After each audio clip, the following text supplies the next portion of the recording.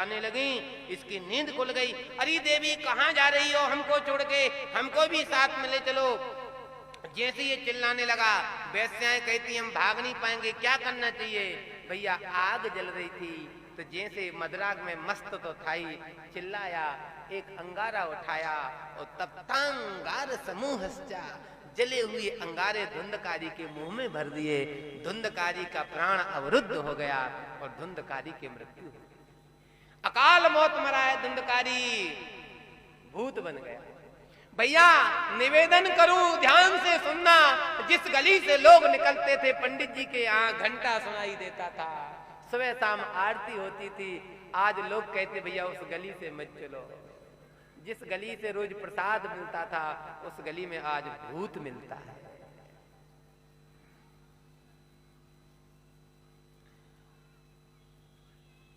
अब तो महाराज बड़ी दुर्दशा हुई है। पर एक निवेदन करूं, जननी जन्म भूमिश्चा स्वर्गादपि गरीयसी।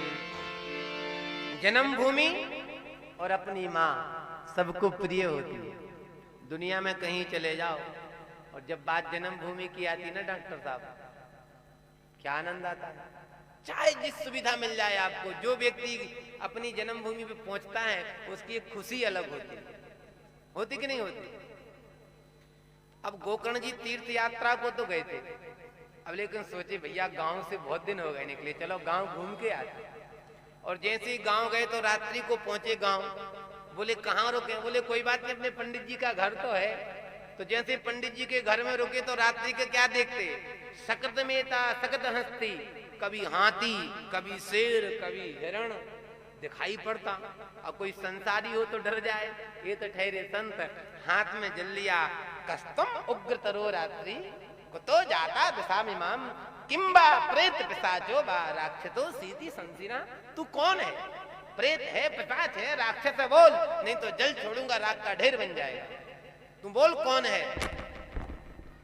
वह महाराज भूत बना धुंधकारी कहता है, अहम भ्राता तुदीयोस्मि धुंधकारी नामता। मैं तुम्हारा भाई धुंधकारी हूं। अरे धुंधकारी, मैंने तेरे नाम का गया में श्राद्ध किया, फिर भी तेरी मुक्ति नहीं हुई। धुंधकारी कहता, भैया जी माफ करना, गया जी में 1 नंबर के पापी की मुक्ति होती, मैं तो 100 नंबर का हूं।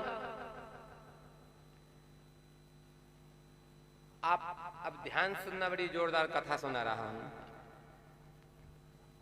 गया जी की ऐसी महिमा है, जीवन में भैया गया सबको जरूर जाना चाहिए। ऐसा नहीं है कि भाई पिताजी पधार गए तो एक बेटा हुआ है, नहीं नहीं नहीं। शास्त्रों में लिखा है, जब कोई बालक गया जी जाने की सोचता है और घर से 1 कदम रखता है तो 100 यज्ञों का फल मिलता है। और जैसे घर से जाते जाते गया की भूमि पर